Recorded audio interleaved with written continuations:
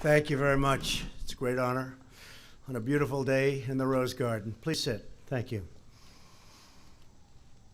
To ensure that all resources of the federal government are focused on the arriving storm, I have decided to send our Vice President, Mike Pence, to Poland this weekend in my place. It's something very important for me to be here. The storm looks like it could be a very, very big one indeed.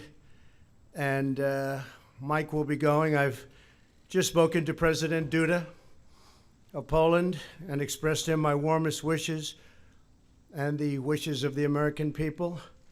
Our highest priority is the safety and security of the people in the path of the hurricane, and I will be rescheduling my trip to Poland in the near future. We're gathered here in the Rose Garden to establish the United States Space Command. It's a big deal. As the newest combatant command, SpaceCom will defend America's vital interests in space, the next warfighting domain. And I think that's pretty obvious to everybody. It's all about space. We're joined by Vice President Mike Pence, Secretary of Defense Dr. Mark Esper, Acting Director of National Intelligence Joe McGuire, Acting Secretary of the Army Ryan McCarthy, Acting Secretary of the Air Force Matt Donovan, Chairman of the Joint Chiefs of Staff General Joseph Dunford, and Congressman Mike Turner.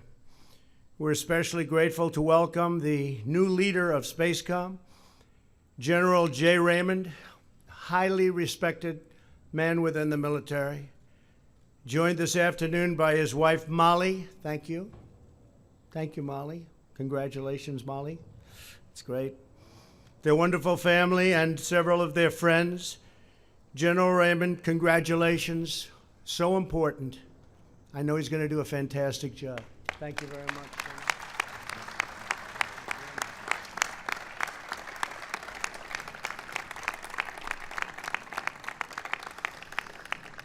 The United States combatant commands were developed to join branches of our armed forces in common cause across diverse fields of battle. Each of the United States military's combatant commands has an area of responsibility, from CENTCOM, which oversees our mission in the Middle East, to our most recent CYBERCOM, which we established just last year to protect Americans from the most advanced cyber threats, and also to create very, very severe and powerful offensive threats should we need them. The dangers to our country constantly evolve, and so must we. Now, those who wish to harm the United States, to seek to challenge us in the ultimate high ground of space, it's going to be a whole different ballgame. Our adversaries are weaponizing Earth's orbits with new technology targeting American satellites that are critical to both battlefield operations and our way of life at home. Our freedom to operate in space is also essential to detecting and destroying any missile launched against the United States. So just as we have recognized land, air, sea, and cyber as vital warfighting domains, we will now treat space as an independent region overseen by a new, unified geographic combatant command.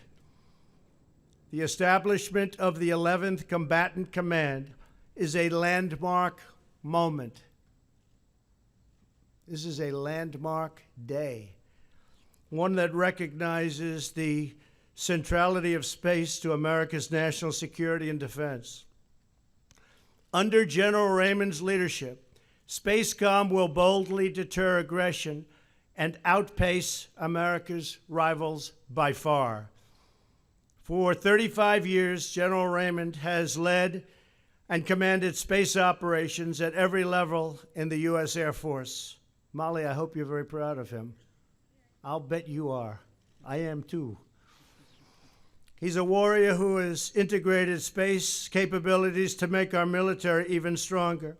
and to pave the way for a new era of national defense. He's respected by everybody sitting in front of us, everybody in the military, and everybody that knows him. Spacecom will soon be followed, very importantly, by the establishment of the United States Space Force as the sixth branch of the United States Armed Forces. And that's really something when you think about it. The Space Force will organize, train, and equip warriors to support Spacecom's mission. With today's action, we open another great chapter in the extraordinary history of the United States military. Spacecom will ensure that America's dominance in space is never questioned and never threatened, because we know the best way to prevent conflict is to prepare for victory. From our nation's first days, America's military blazed the trails and crossed the frontiers that secured our nation's future. No adversary on earth will ever match the awesome courage, skill, and might of American armed forces. Today, we salute the heroic men and women who will serve in Spacecom and keep America's horizons forever bright and forever free. We have budgets since we came into the administration, since the election of 2016, since January 20th of 2017, we have done things with the military that few people would have thought possible. Budgets of $700 billion, $716 billion, and now $738 billion. Nobody would have thought that that was possible, but we had them approved by Republicans and Democrats, and that money is now building the most advanced equipment anywhere on earth, equipment that nobody even could have conceived of even 2 years ago. It's very necessary, and hopefully we'll never have to use it. I would now like to ask Secretary Esper to sign documents formally establishing the United States Space Command. Thank you. Mr. Secretary, thank you.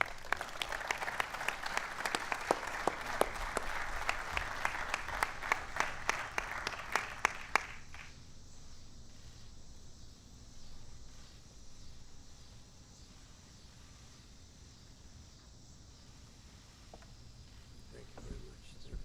Congratulations. Take a photo. Yes, thank you. Thank you. Step back here and get a sign here.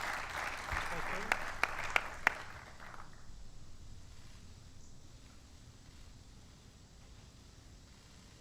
General Raymond, did you want to present your? Thank you, General. Yes. Good afternoon. Mr. President, thank you for hosting us today. In doing so, you honor the airmen, sailors, soldiers, and Marines that secure our high ground for our nation. On behalf of those men and women, we'd like to present you with a small memento that reads, United States Space Command Establishment, 29 August 2019. On behalf of the space warfighters, thank you for your leadership. Thank you, Mr. President. Really appreciate it. That's a big one.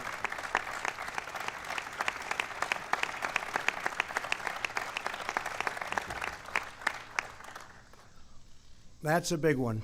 Thank you very much.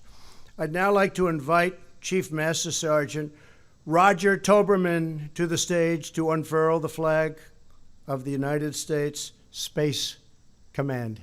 Thank you very much.